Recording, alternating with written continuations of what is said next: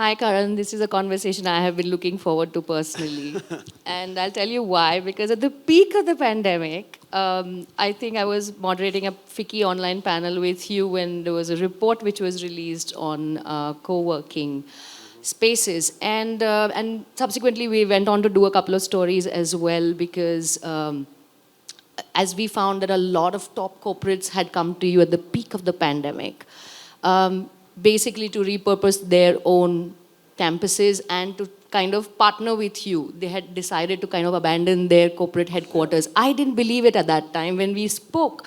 And therefore we came back and I said, let's do a story on this. And lo and behold, we found lots of marquee names saying that, this is part of the kind of flexibility that they wanted to offer to their employees, which did not require them to travel 20 kilometers or 40 kilometers to one particular headquarter or one particular office. But they could go to any WeWork location or co-working location next to their home. Um, has has the pandemic accelerated it? This was always part of the plan to kind of pitch to corporates to have a more spread out workspace culture rather than have a centralized corporate monolithic headquarter structure. Got it.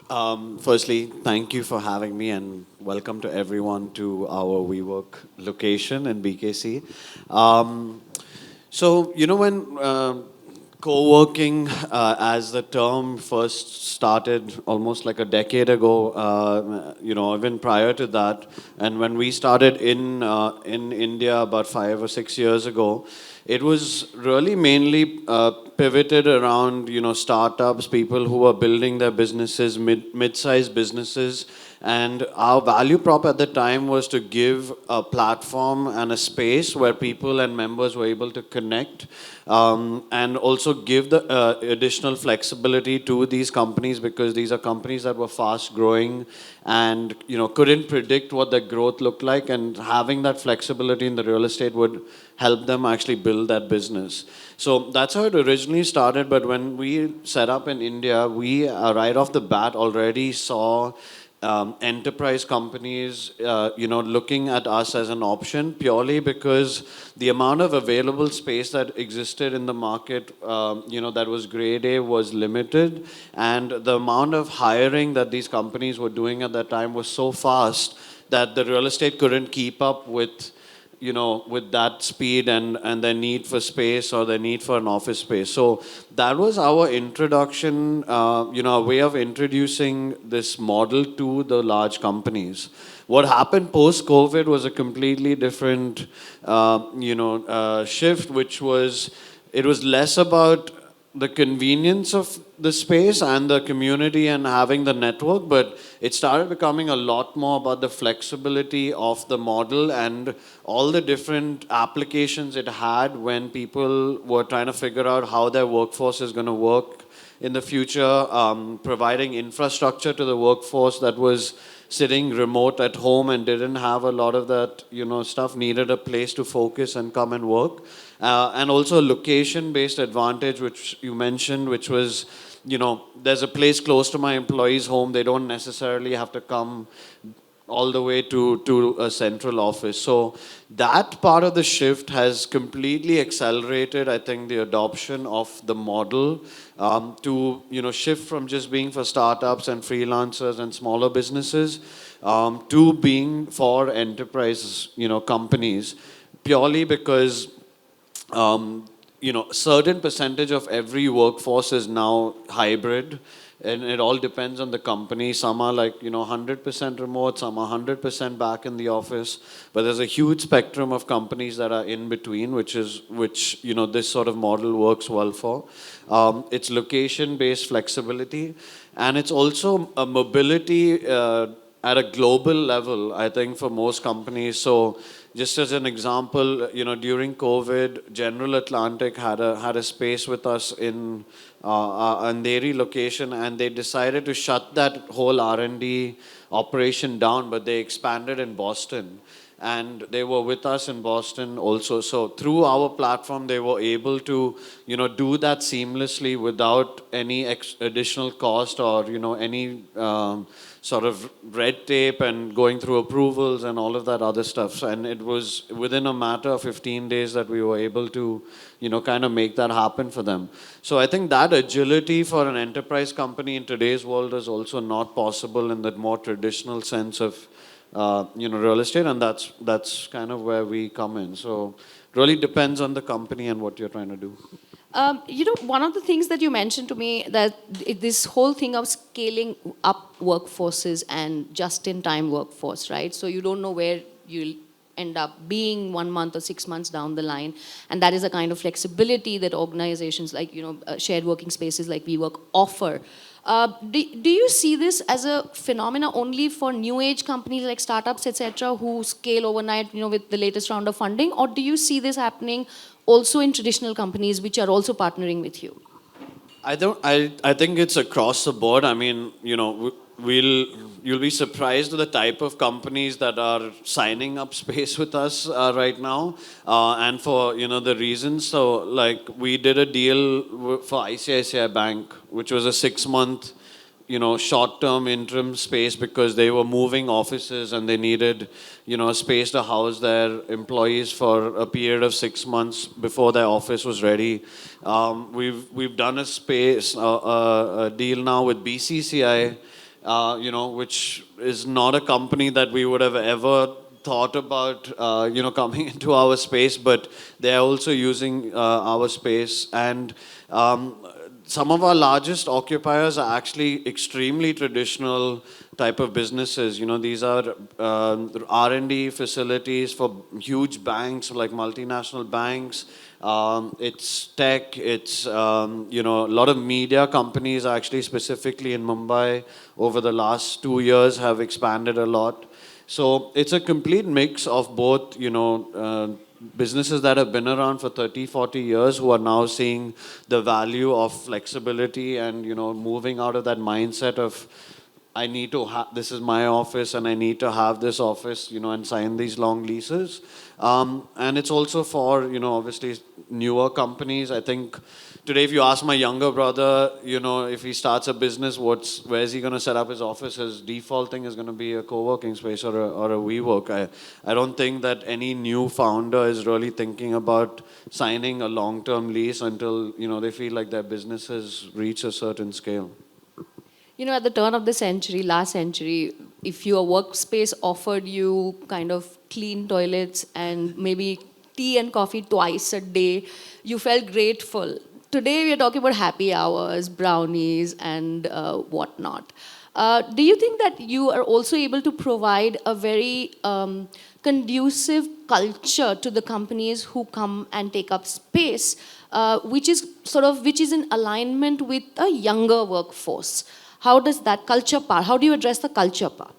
So look, we don't try to, implement or force any type of culture. I think we are very, aware of the fact that every company is trying to build their own identity and, has their own journey, values, whatever it is. So we don't ever try to, force any type of young culture, old culture, anything like that.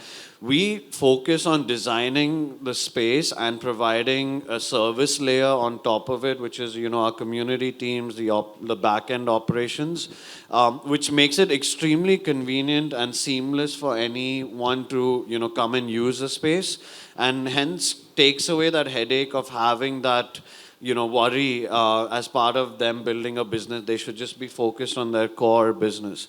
I think what we do, though, is we focus a lot on the employee experience or the human experience within the workspace, and that focus on that, allows for people to just be happier here.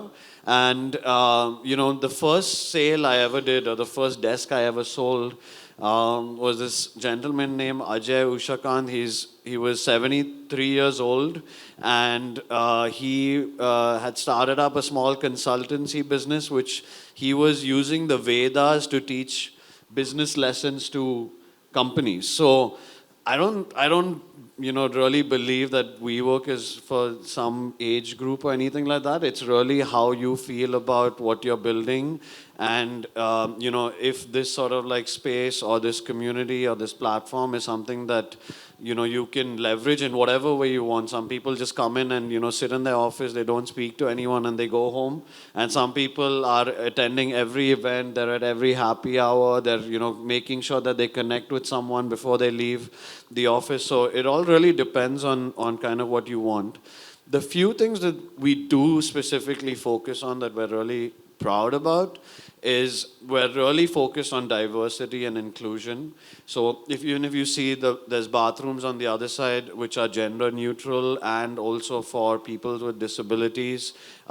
We've introduced new standards in how we build out the space, which makes it more accessible to everyone. We have focused heavily on ESG and sustainability as a operating, like how we operate the space. So waste segregation. If you go into the toilet, you'll see that the taps have spray nozzles. It's not normal taps, which helps us save a lot of water. So there's like a lot of stuff. We have a building management system that helps us control energy and things like that. So as a company coming into WeWork, you feel like I'm also actually in a place that is more focused on I guess what a future workspace or what future companies are focused on. So we take care of all of that for companies. Super. And in times you see more uptake happening from corporates of all across the spectrum, right? Yeah. My last question is on security, because I think that one of the things that that I think you have in the past explained, and I would like it if you do it for our audience, that when large corporations are moving into a shared workspace where one floor is used by them, but there are other people, etc., how do you provide security to the infrastructure so that your systems are safe and secure, and that there is no risk from other tenants in the same building, so to speak? How do you address the issue of security when large corporations come to you? Got it.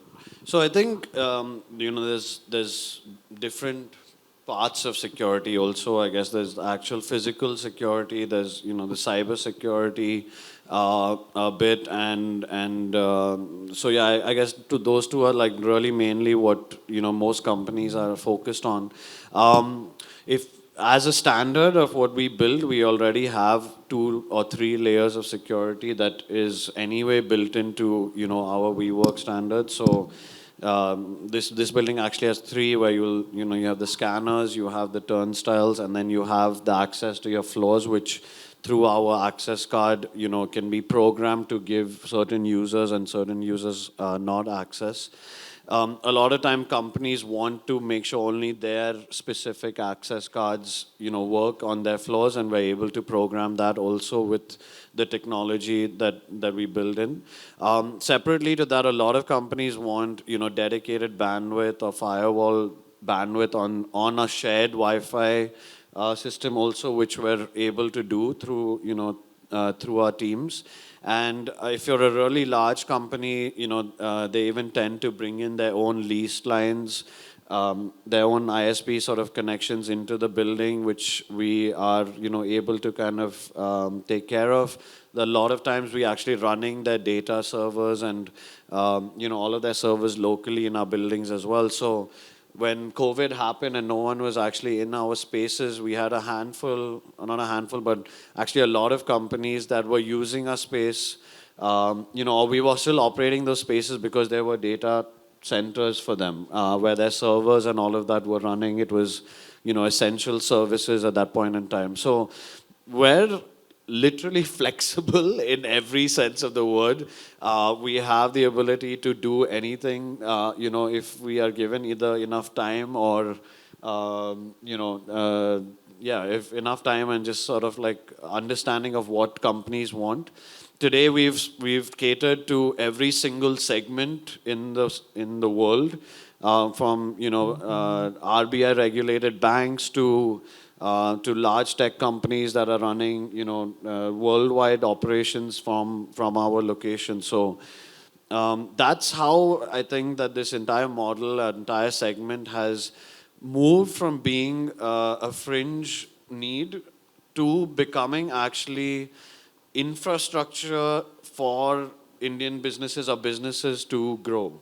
Right? It's becoming an essential, it can become an essential primary infrastructure for all work as the segment grows. And that's kind of what we're hoping for. Super. Who's going to say no to happy hours and beer flowing in the evening and brownies? Not me for sure. So thank you so much, Karan, for joining us. Absolute pleasure to have you with us. Thank you.